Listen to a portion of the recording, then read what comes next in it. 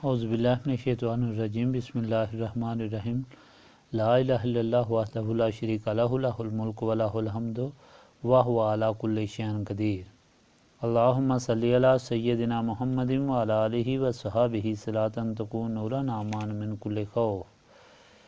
بیان عرس مبارک مورخہ 13 جون 1976۔ بسم اللہ الرحمن الرحیم فنعم المولا و نعم النصیر۔ رب اشرح لی صدری ویسر لی امری واحلل عقدۃ من لسانی یفقہوا قولی۔ اللہم صلی علی سیدنا محمد وعلی آل سیدنا محمد وعلی اصحابہ وعلی ازواجہ اجمعین وبارک وسلم وصلی علیہ۔ اللہ تعالیٰ رحمان و رحیم کا لاکھ لاکھ شکر ہے کہ مالک نے آج پھر ہم کو اپنی رضا کی خاطر ملنے کی توفیق عطا فرمائی، ہم کو اپنی رضا اور محبت رکھنے والی جماعت میں شامل فرمایا، اور آج ہم کو اپنی یاد کرنے کی توفیق عطا فرمائی۔ اللہ کے اس کرم و فضل پر ہم جتنا بھی شکر ادا کریں کم ہے۔ ہزاروں لاکھوں اور کروڑوں درود حضور نبی پاک صلی اللہ علیہ وآلہ وسلم صاحب لولاک پر کہ جن کے طفیل ہم پر یہ کرم ہوا اور جنہوں نے ہم کو اس راستے پر چلایا اور آگاہ کیا۔ برادران طریقت، سب سے پہلے آپ کو اپنی اور اس جماعت کی حیثیت سمجھنی چاہیے کہ آپ کون لوگ ہیں، آپ اس جماعت یا اس سلسلہ میں کیوں داخل ہوئے ہیں اور آپ یہاں کیوں جمع ہوئے ہیں۔ اس لیے کہ اس حقیقت کو سمجھنے کے بعد جو فائدہ آپ اٹھا سکتے ہیں میں اس سے بیان کرتا ہوں۔ آپ اس پر غور فرمائیں اور یاد رکھیں۔ دیکھیں، جماعتیں کئی بن چکی ہیں، سلسلے کئی بن چکے ہیں، اس لیے ضروری ہے کہ سلسلے میں داخل ہونے کی حقیقت کو سمجھا جائے۔ سلسلے میں داخل ہونے کو بیعت کہتے ہیں، یعنی انسان اپنے آپ کو سلسلے میں اس طرح داخل کرتا ہے کہ سلسلے کے فوائد اور فضائل کے بدلے اپنی مرضی کو فروخت کرتا ہے۔ بیعت کئی قسم کی ہوتی ہے، ایک بیعت فرض ہے، ایک بیعت سنت ہے، اور ایک بیعت لغو ہے، اور ایک بیعت عظیم گناہ ہے۔ فرض بیعت یہ ہے کہ انسان خدا کی راہ سیکھنے کے لیے خدا کے بندے کے ہاتھ پر توبہ کرتا ہے اور پھر اس راہ کی رہنمائی حاصل کرتا ہے، اور یہ تو خدا کا حکم ہے۔ ایسے بھی لوگ ہیں جو خدا کی رضا کو حاصل کرنے کے لیے اپنے آپ کو فروخت کر دیتے ہیں، خدا ان پر بہت مہربانی کرتا ہے۔ بیعت سنت اس لیے ہے کہ حضور نبی پاک صلی اللہ علیہ وآلہ وسلم نے مخلوق کو بیعت فرمایا، گناہوں سے توبہ کروائی اور خالق حقیقی کی راہ پر گامزن فرمایا۔ لغو بیعت یہ ہے کہ جب کوئی شخص کسی شخص کے ہاتھ پر بیعت لیتا ہے تو اس کو معلوم ہی نہیں کہ میں بیعت کیوں لے رہا ہوں، اور بیعت کرنے والے کو بھی معلوم نہیں کہ میں کیوں بیعت کر رہا ہوں، صرف ایک رواج پورا کرتے ہیں۔ یہ بیعت لغو ہے۔ تیسری بیعت جو گناہ عظیم ہے کہ جس کے کرنے اور ہونے سے دونوں گنہگار ہوتے ہیں، وہ یہ ہے کہ کوئی شخص کسی کو اس لیے بیعت کرے کہ میں اس سے فائدہ حاصل کروں گا، اور بیعت ہونے والا بھی صرف نفسانی غرض ہی ملحوظ خاطر رکھے، تو دونوں گناہگار ہیں۔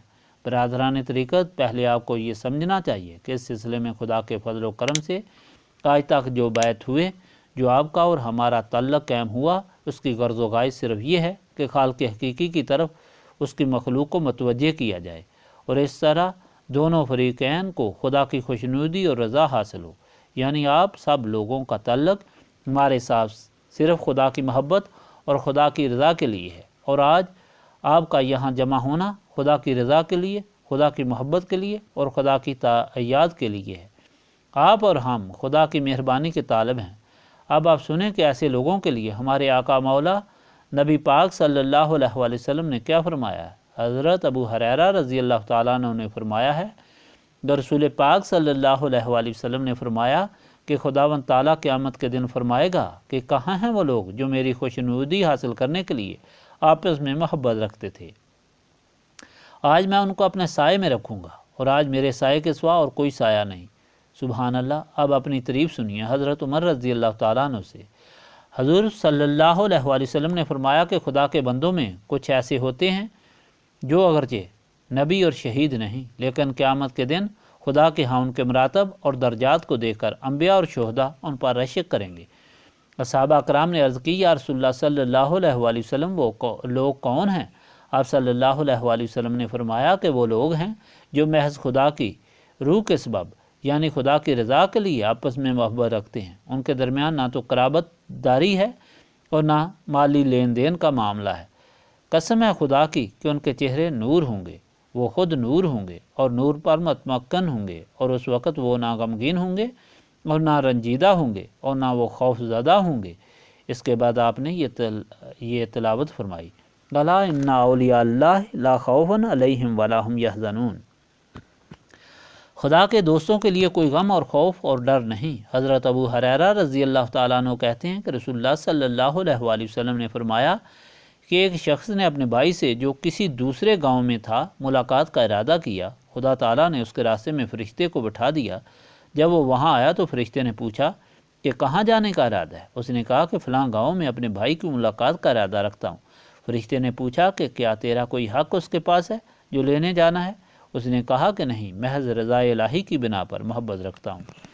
فرشتے نے کہا مجھ کو خدا نے تیرے راستے میں بٹھایا ہے اور تجھے یہ بشارت دی ہے کہ خداوند تعالیٰ بھی تجھ سے ایسی محبت رکھتا ہے جیسی کہ تو اسے خدا کی رضا کے لیے رکھتا ہے۔ برادران طریقت، یہ ہے درجہ آپ لوگوں کا جو محض رضا الہی کے لیے افتاؤں اور خیزاں ہر قسم کی مصیبتیں برداشت کر کے یہاں پہنچے ہیں۔ یہاں کر آپ نے اپنے آپ کو یاد الہی میں مصروف رکھا، کیونکہ عرس کی غرض و غایت یہی ہے۔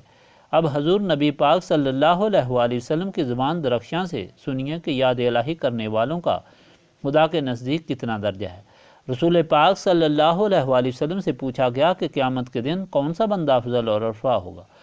آپ صلی اللہ علیہ وآلہ وسلم نے فرمایا کہ خدا کو بہت زیادہ یاد کرنے والا مرد اور بہت زیادہ یاد کرنے والی عورت۔ پھر پوچھا گیا یا رسول اللہ صلی اللہ علیہ وآلہ وسلم، خدا کو یاد کرنے والا خدا کی راہ میں جہاد کرنے والے سے بھی افضل ہے؟ آپ صلی اللہ علیہ وآلہ وسلم نے فرمایا کہ اگر جہاد کرنے والا اپنی تلوار کافروں میں اور مشرکوں میں چلائے یہاں تک کہ اس کی تلوار ٹوٹ جائے اور وہ خود یا تلوار خون سے رنگین ہو جائے یعنی شہید ہو جائے، پھر بھی خدا کا ذکر کرنے والا مرتبے میں اس سے بہتر ہے۔ برادران طریقت، میں نے اس لیے آغاز کلام میں عرض کیا کہ خدا کا لاکھ لاکھ شکر ہے کہ خدا نے ہم کو آپس میں اپنی رضا کے لیے، اپنی یاد کے لیے ملنے کی توفیق عطا فرمائی، اور لاکھوں اور کروڑوں درود حضور نبی پاک صلی اللہ علیہ وآلہ وسلم پر جن کے طفیل خدا نے ہم کو یہ توفیق عطا فرمائی اور اس نعمت سے آگاہ فرمایا۔ برادران طریقت، یہاں ایک دو باتیں اور کرنا ضروری ہیں۔ پہلی بات یہ ہے کہ خاکدان عالم یعنی یہ دنیا اماجگاہ مصائب ہے۔ کوئی فرد اور بشر ایسا نہیں جو کسی نہ کسی مصیبت میں مبتلا نہ ہو۔ فرق صرف اتنا ہے، کوئی تو اپنے مصائب کو اسی مالک کے سامنے پیش کرتا ہے جس کی یاد اور رضا کے لیے اپنی زندگی وقف کرتا ہے، اور کوئی اپنے نفس کی طاقت اور دنیا کی خشامت سے اس کا علاج کرتا ہے۔ ہر صاحب فراست اس کا فیصلہ کر سکتا ہے کہ کس کا طریقہ صحیح ہے۔ مجھے معلوم ہے کہ ہمارا یہ اجتماع خدا کی رضا کے لیے اور خدا کی یاد کے لیے جمع ہوا ہے۔ وہاں اپنی جھولیاں مصیبتوں سے بھر کر لایا ہے۔ آج ہم اپنے دکھ اور درد اس مالک کے سامنے پیش کرتے ہیں جس کے ہم غلام ہیں اور جس کی یاد اور وفا کے طالب ہیں، اور صاحب عرس کو وسیلہ بناتے ہیں، کیونکہ یہ لوگ مرتے نہیں بلکہ ہزار زندگی سے موت کے بعد زندہ ہوتے ہیں۔ حضور نبی پاک صلی اللہ علیہ وآلہ وسلم نے اس بات اور حجت کو ختم کر دیا کہ ہر شخص اپنے لیے کسی کی دعا کی حاجت نہیں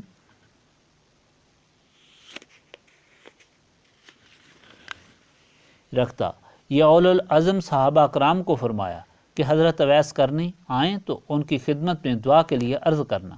برادران طریقت، آپ لوگ تھک گئے ہیں، میں اپنے کلام کو ختم کرتا ہوں اور آخر میں صرف یہی بیان کرتا ہوں کہ صرف دو ہی راستے ہیں، ایک خدا کا اور دوسرا دنیا کا۔ خدا وہ خدا ہے جو دنیا اور آخرت میں مہربانی فرمانے والا ہے، جس نے دنیا کی انگنت نعمتوں سے نوازا ہے، جو محشر کے دن بھی مہربانی فرمائے گا۔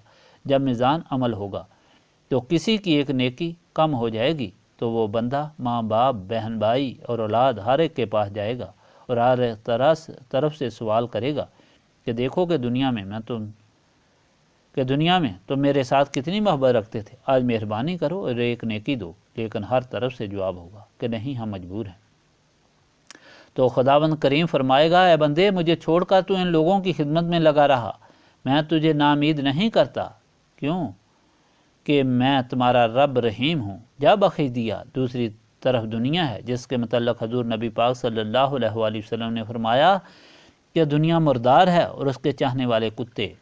یاد رکھو کہ جب بھی دین اور دنیا مقابلے میں آئیں تو ہمیشہ خدا کی رضا کو ہی مقدم رکھو، انشاءاللہ دنیا کی بگڑی بھی بن جائے گی۔ اور یاد رکھو کہ دنیا وہی ہے جو نفس کے لیے ہے، اور دین وہی ہے جو خدا کے لیے ہے۔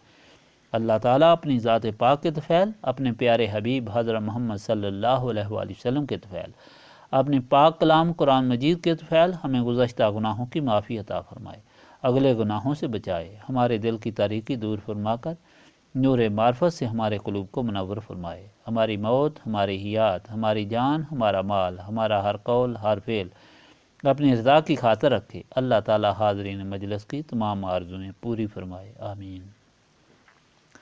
اللہم صلی علی سیدنا محمد وعلی آلہ وصحابہ صلاۃ تکون لنا مان من کل خوف۔